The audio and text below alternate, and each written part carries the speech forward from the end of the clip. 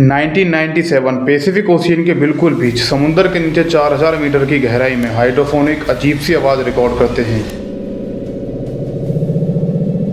ये कोई normal sound नहीं था, ये इतनी ज़्यादा लाउड थी कि 5000 किलोमीटर दूर तक लगे अंडर वाटर माइक्रोफोन्स ने भी इसे पिक किया। साइंस के रिकॉर्ड में इस लेवल का वॉल्यूम पहले सिर्फ एक ही जीव क्रिएट करता था, ब्लू व्हेल। लेकिन यहाँ एक प्रॉब्लम थी, इस वॉल्यूम का पैटर्न व्हेल के साउंड से मिलता तो था पर ये व्हेल का साउंड नहीं था। तो फिर ये क्या था? क्या समुद्र के नीचे ब्लू व्हेल से भी बड़ा कोई जीव जिंदा है? क्या हमने कभी किसी ऐसे जीव का नाम तक नहीं सुना, या फिर ये खुद समुद्र था जो हमें कुछ कह रहा था?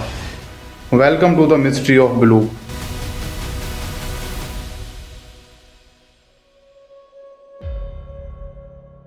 समुद्र हमारी जमीन का सबसे बड़ा राज है। पृथ्वी का लगभग 71% हिस्सा पानी से ढका हुआ है और उसमें से 80% से भी ज्यादा अभी तक अनमैप्ड, अनएक्सप्लोर्ड और अनऑब्जर्व्ड है। वहाँ सिर्फ अंधेरा है, खामोशी है और एक ऐसी गहराई जहाँ रोशनी का मतलब ही खत्म हो जाता है। 1997 में NOAA ने साउथ पैसिफिक ओशियन में अंडर वाटर माइक्रोफोन्स यानी हाइड्रोफोन्स लगाए थे।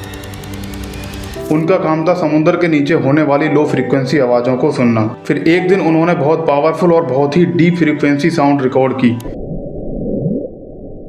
ये आवाज़ इतनी ज़्यादा लाउड थी कि 5000 किलोमीटर दूर तक प्लेस्ड अंडर वाटर माइक्रोफोन्स ने भी इसे पिक किया। साइंस में इस लेवल तक का साउंड सिर्फ ब्लू व्हेल का ही ट्रेवल करता है, लेकिन यहाँ एक ट्विस्ट था। इस आवाज़ का एम्पलीट्यूड ब्लू व्हेल से भी ज़्यादा स्ट्रॉन्ग था। जब ये साउंड इतना ज़्यादा लाउड और अनइवन था तो यहीं एक सवाल उठता है, क्या समुद्र के नीचे ब्लू व्हेल से भी बड़ा कोई लिविंग क्रिएचर हो सकता है? एक अननोन स्पेसीज, एक जाइंट मेगाफोना जिसे हमने आज तक कभी देखा ही नहीं। लेकिन दोस्तों, साइंस में गैस नहीं, एविडेंस चाहिए होता है। 2012 में NOAA ने क्लैरिफाई किया, द ब्लूप का एकॉस्टिक सिग्नेचर अंटार्कटिका के आइस शेल्फ फ्रैक्चर से मैच करता है। यानी जब एक बड़ा आइस ब्लॉक समुद्र के नीचे क्रैक या कोलैप्स होता है तो उससे low frequency extremely loud vibrations create होते हैं। यानी द ब्लूप कोई क्रिएचर नहीं बल्कि एक मैसिव आइस क्रैक था। लेकिन कहानी यहाँ खत्म नहीं होती, क्योंकि आइस फ्रैक्चर्स का साउंड यूजुअली रैंडम और अनइवन होता है। लेकिन द ब्लूप के इनिशियल वेव फॉर्म का स्ट्रक्चर व्हेल कॉल से मिलता था। यानी नेचर ने एक लिविंग ऑर्गेनिज्म की तरह आवाज क्यों क्रिएट की? क्या ये कोइंसिडेंस हो सकता है या कुछ और?